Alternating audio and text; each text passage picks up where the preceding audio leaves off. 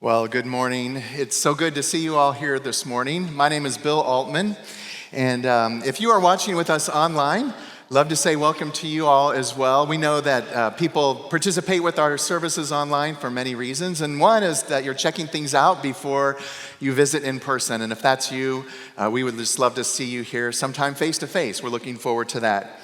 We also know that this week there are tons of college kids moving to Evansville or returning to Evansville. Classes are starting this week, and so if you are here with your family or by yourself, we would also love to say welcome to you as well.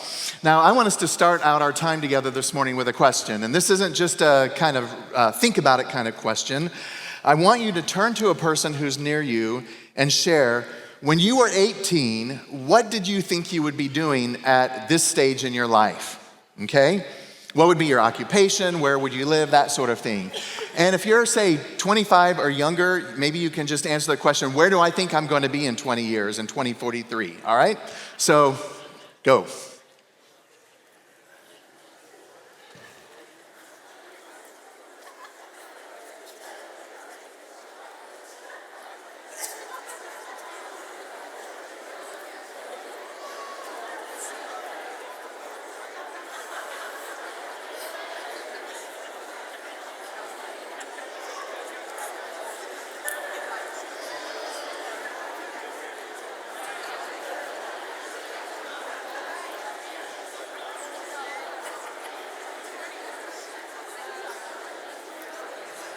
All right. Well, let me just ask this. By show of hands, how many of you nailed it when you were 18? Okay. You got to be older than 22. For most of us, with a few exceptions, it doesn't take long for the reality of our life to diverge from those early plans that we had when we were 18. Now, I haven't told too many people this, but when I was in high school, I thought I would become a mechanical engineer. And so I didn't have a college fund coming from my parents or grandparents, so at the suggestion of a friend, I got it into my mind that I would apply for and hopefully attend the Air Force Academy. And so the summer before my senior year, our family took a road trip out west for my parents to attend a conference, and we camped out and did a lot of sightseeing on the way. And on the return trip, one of our stops was in Colorado Springs for us to visit the Air Force Academy, where we had called ahead and arranged a tour. And so when we got back home and the school year started, I did everything that I needed to do to start applying. I passed the academic and the physical qualifications, and there was a whole lot involved in that. But before I jumped through all the hoops and had the opportunity to be considered, I changed direction drastically, and that's another story. But even that thing that I did and pursued for the next 10 years of my life, I'm standing very far from where I thought that would take me. Now, I want you to think about this, because I don't think I'm alone in this one. Do you ever wonder about that other life? Do you ever wonder if you had made just a different decision at that crossroads moment, how things would have turned out? Or maybe the story of your life is not so much about a different decision you've made, but something that happened to you, something that you didn't choose, maybe something that was hard, that at the time you said it kind of delayed and changed my whole life plan. It was just a huge interruption. Now, I know I'm not the only one who thinks about this sort of thing, because I've had dozens of conversations with people about just this. And I also know, in part, that we think about this because of all the movies that have been made that explore alternate timelines. And there's a ton of them, you think about it. Probably the classic one is It's a Wonderful Life, that explores what would have happened if George Bailey, played by Jimmy Stewart, if he had never been born. What would have the world been like? And in my generation, it was the Back to the Future movies or Groundhog Day. And two of my favorite movies fall into this category. One is Run Lola, which is a German film that probably most of you have not seen. And the other one is The Secret Life of Walter Mitty, which is a story that has Ben Stiller's character, who's living just a very bland, kind of grayscale existence, except every now and then he kind of disappears into his imagination, where the colors suddenly become vivid, and he imagines himself doing the bold or the funny or the courageous things that were very different from the way that he was living his real life. And I wonder if the reason we think about this sort of thing is because God has placed into these hearts of ours a desire to live a life that matters. How many of us, when we were 18, said, you know what, I just want to exist. I want to get by for the next 60 years, not really have much of an influence in the world, and hope that nobody notices when I'm gone. Right? None of us say that. We want our lives to make a difference. We want people to be better for having known us. We want to plant seeds in our children and in the lives of the next generation so that there is fruit that is being born long after we're gone. These past few weeks, we've been looking at the life of a man named Elijah. He was a prophet. He was a spokesperson of God to the people of Israel. And we've been asking, what can we learn from his life, specifically as it relates to finding our fit? And we talk about fit, what we're really describing is the way that God will take the unique way that he's created us, our personality, our history, the things that really tug on our hearts, all of those things, our gifts, our abilities, our experiences, and he connects that with a part of his mission. Our fit is the place where those things come together. And the story of Elijah that we've been following today kind of takes us to this, like it's the pinnacle, the mountaintop experience of his career as a prophet. It's a story of confrontation and courage, of good and evil. And God shows up in some really amazing and miraculous ways. It was really Elijah's mountaintop experience. As we walk through the events that are recorded in 1 Kings 18, here's the question I want you to hold on to, okay? What if our story, what if our real story, with all the good things and the hard things, the things we planned for, and the difficult things that surprised us out of left field, what if that story is not an accident? What if God has been at work through all of that and he's positioned us exactly where he wants us to be and is setting us up for our own mountaintop story? So hold on to that question here over the next couple of minutes and we'll return to it. So what's happened already in the story that we're going to be continuing today? There was this evil king named Ahab, and he was a bad guy, and his wife named Jezebel was also bad, if not worse. And they had led the people of Israel away from following the one true God, their God Yahweh, to chasing after sort of a collection of idols, of false gods, collectively known as Baal. And because of that, then God sends Elijah to the king to announce, because your hearts are far away from me, for the next few years there's going to be a drought. No rain is going to fall. And so when we begin chapter 18, this is where things are. It's still dry. It hasn't rained now into the third year, and the people are suffering. So here's where chapter 18 begins. After a long time, in the third year, the word of the Lord came to Elijah. Go and present yourself to Ahab, and I will send rain on the land. So Elijah went to present himself to Ahab. And then we're told just how bad things have gotten. Jezebel is running around putting the prophets of God to death. People are just struggling even to find grass to feed their livestock. It's kind of life and death situation where people are at that point. And so this meeting is about to happen, and as far as Ahab is concerned, Elijah is the guy who's responsible for all of this. And so he says to him when they finally meet up, "Oh, it's you troubler of Israel." So continuing on in verse 18, Elijah says, "I've not made trouble for Israel, but you and your father's family have. You have abandoned the Lord's command and have followed after the Baals. Now summon the people from all over Israel to meet me on Mount Carmel, and bring the 450 prophets of Baal and the 400 prophets of Asherah who eat at Jezebel's table." So Ahab sent word throughout Israel and assembled the people on Mount Carmel. Elijah went before the people and he said, "How long will you waver between the two opinions? If the Lord is God, follow him. But if Baal is God, follow him." But the people said nothing. Now, I think it's significant that Elijah suggested Mount Carmel for this showdown between Yahweh and Baal. For one, it rests kind of between Israel and Phoenicia. And the Phoenicians were the ones who came up with this whole worship of Baal. He was their god. And so this was kind of in that no man's land between the two nations. But even more significantly, the Phoenicians saw Mount Carmel as the sacred place where Baal lived. And so when Elijah suggested this, Ahab must have thought, okay, like we're going into this with a home field advantage.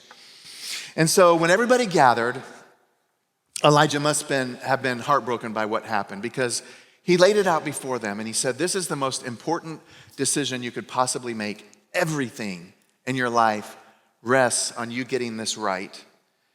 He said, you're wavering between the two. And that word waver, actually, it means to stumble. It means to fall. It means to trip. And he's looking at the people, and that's how they're living their lives. And his heart was for them to live a better way. And the people say nothing. So Elijah sees the people stumbling around, and on one hand, they're worshiping a false god who's not real, who has no power to influence their lives at all. In fact, Baal was known as one of the nature gods. He was a god over storms and rain and thunder. And over these last years of drought, this god was ineffective to do anything to bring rain. But on the other hand, they were kind of covering their bases. They would worship Baal one day, make a sacrifice to him, and then later in the week, they would go and sacrifice to Yahweh, except they weren't doing it on his terms. God always wants our whole heart, and he doesn't want to share us with anyone. So the people are broken, stumbling and falling, and Elijah wants them to choose a better way. And from this, I see that God may be pointing us toward our fit when we see something that's broken. Now, I had conversations with some of my friends from Crossroads, people that I look at their lives and see that they are serving in their sweet spot, that they have come a long way toward finding their fit. And to a person, they told me about a time when they saw something that was wrong with the world, and their heart was just moved toward taking one step toward solving that. One person said, I don't remember myself being anything other than this. It just kind of seems to be baked into my personality. But even when I was a little girl, I would walk into a room and I would scan the room. I'm looking for the kid who's sitting by themselves. And she said, people have said this to me all my life, that I always root for the underdog. And still today, she's serving and gets so much joy and friendship out of coming along those who are disadvantaged in this life. One guy said that God used some key men at an important point in his life, and it wasn't the world so much that was broken, it was himself, and he was living in a way that was very self-seeking, complete orientation toward his own needs. And in that process of God transforming him and changing him from that kind of a person to a person who was God-focused and family-focused and church-focused, God used those men, and now his heart is to help guys avoid the brokenness that he experienced at that point in his life.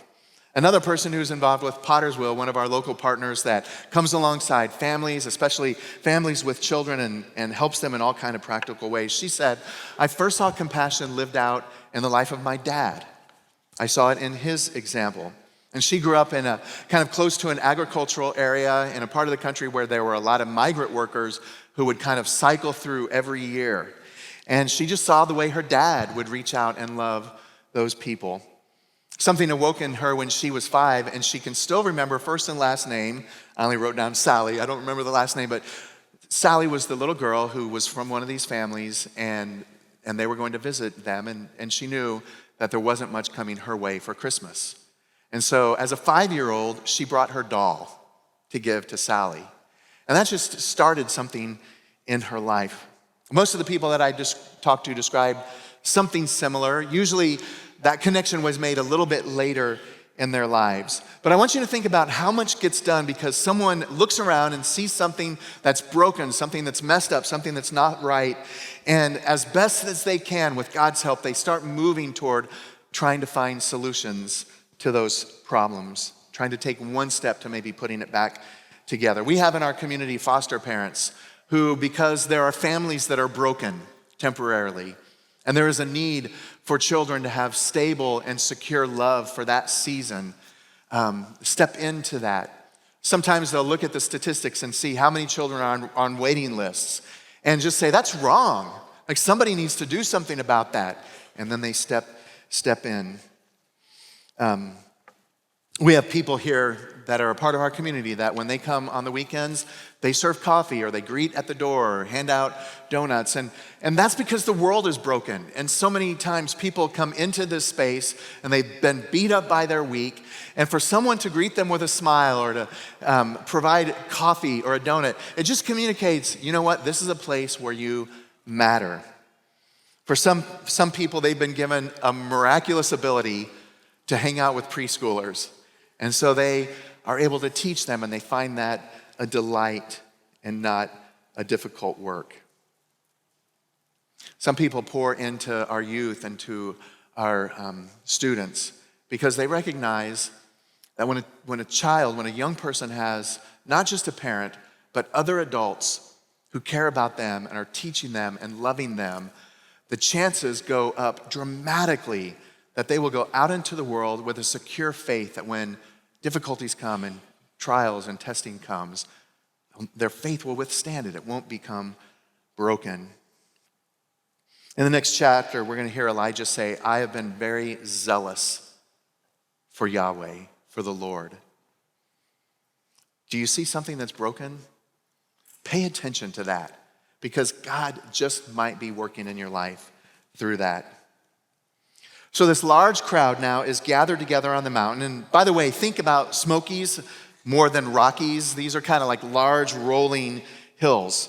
And Elijah says there's 450 of you prophets of Baal. And so let's do this. Let's get two bulls, and they will be prepared for sacrifice. You do that on your side, we'll do that, I'll do that on this side. And what I want you to do is prepare that animal for sacrifice, get the wood on the altar, get it all ready to go, place the meat on top, except don't light the altar yet. And I'll do the same thing on this side with the other bull. Verse 24, then you call on the name of your God, and I will call on the name of the Lord, and the God who answers by fire, he is God.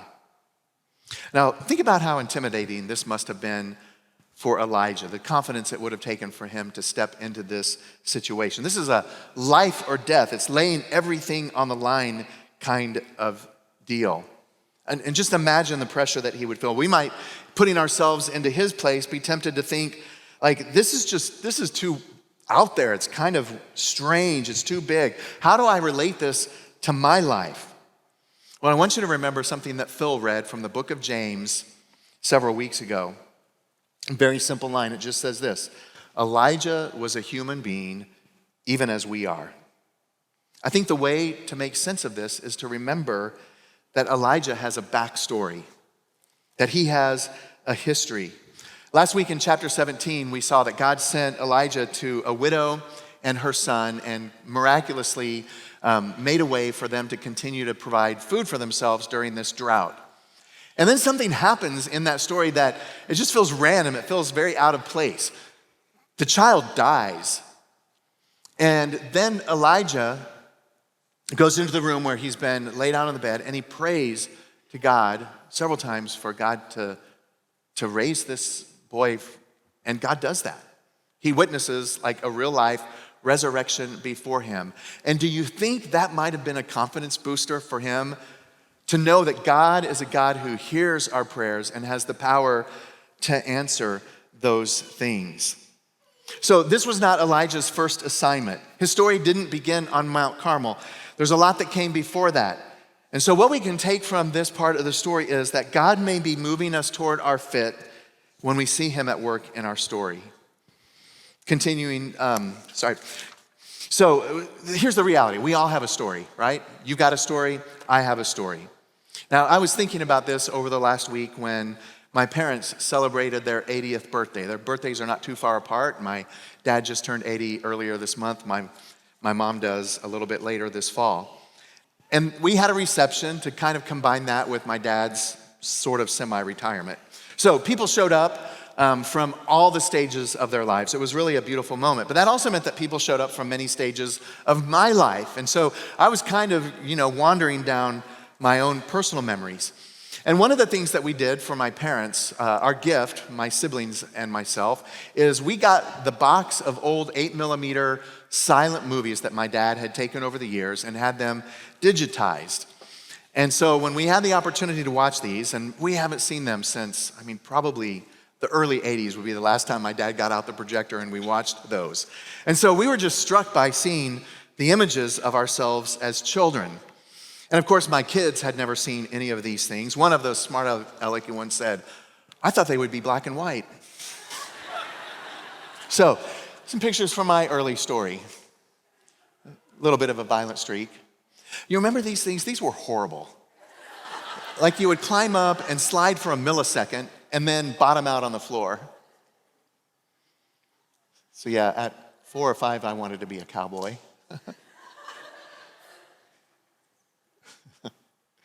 And then this is the age where I decided I probably shouldn't be a cowboy. Don't put me on a horse. I just get all weird. I don't know what. I have no idea what was going on in my mind at this point. Yeah.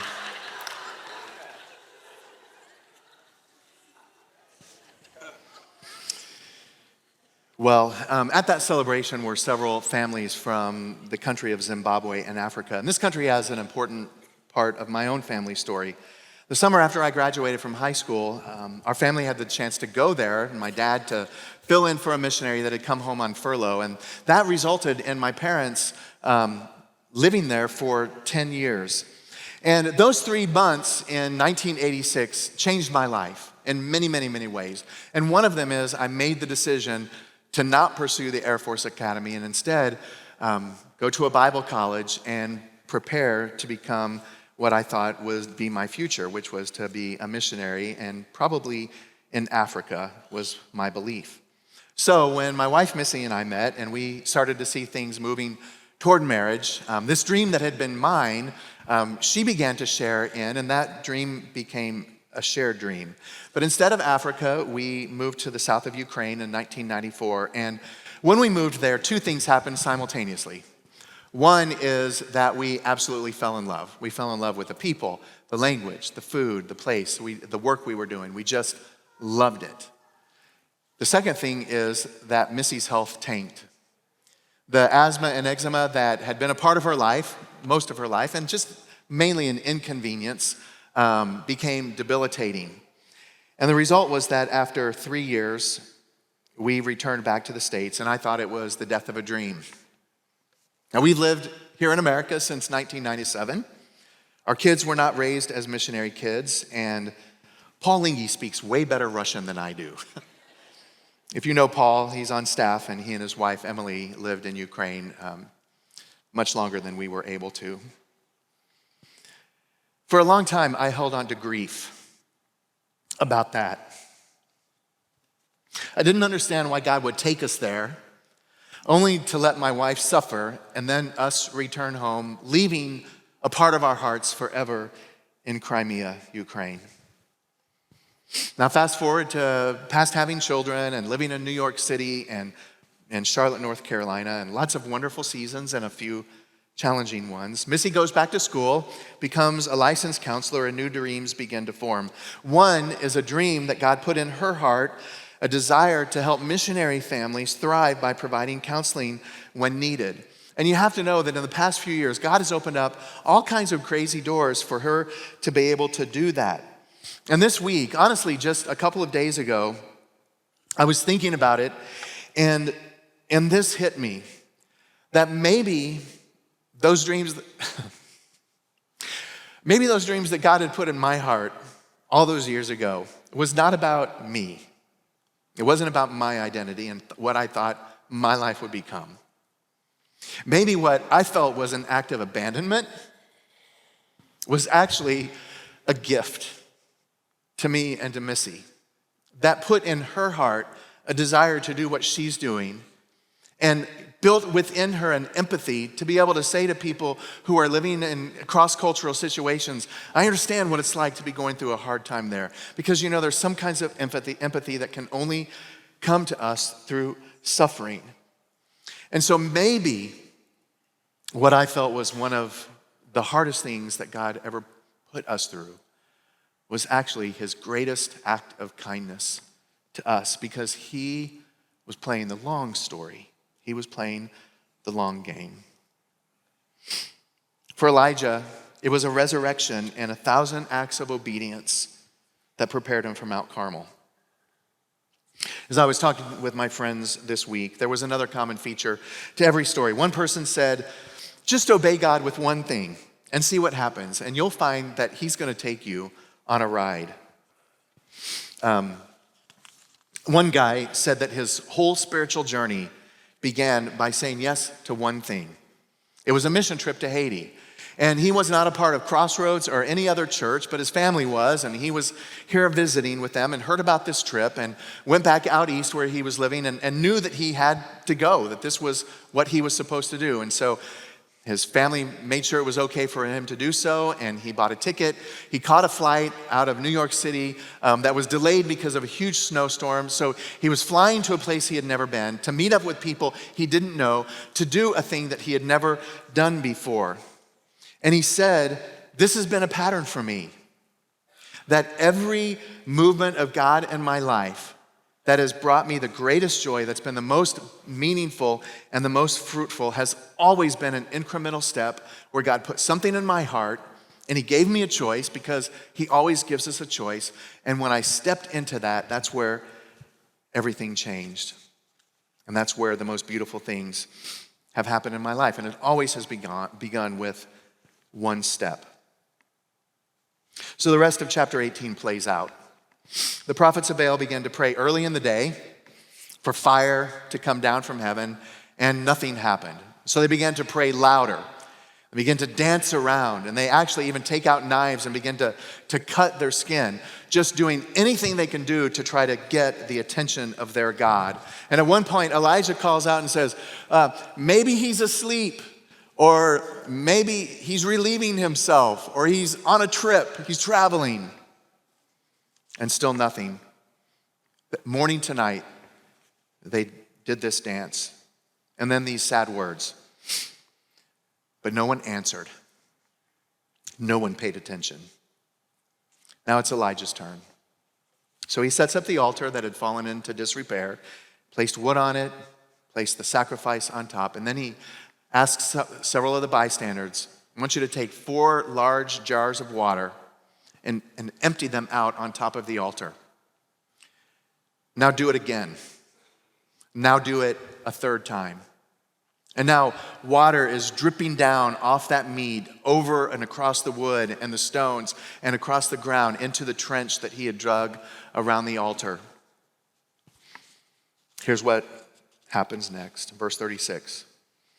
At the time of sacrifice, the prophet Elijah stepped forward and prayed, Lord, the God of Abraham and Isaac and Israel, let it be known today that you are God in Israel, and that I am your servant, and I have done all of these things at your command. Answer me, Lord, answer me, so that these people will know that you, Lord, are God, and that you are turning their hearts back again.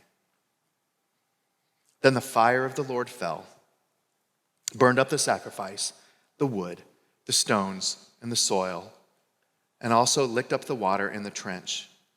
And when the people saw this, they fell prostrate and cried, the Lord, he is God. The Lord, he is God.